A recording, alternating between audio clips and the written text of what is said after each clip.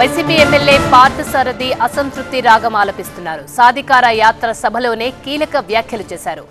దురదృష్టవశాత్తు మా నాయకుడు నన్ను గుర్తించడం లేదన్నారు పార్థసారథి.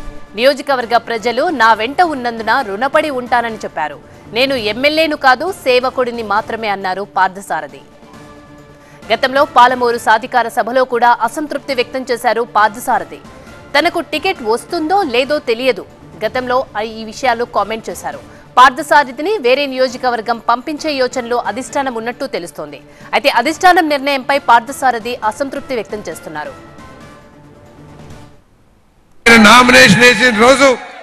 నేను నామినేషన్ ప్రతిసారి ప్రచారం మొదలవుతుంది. సారథి ఓడిపోయాడు పెనమలూరు తెలుగుదేశం అని.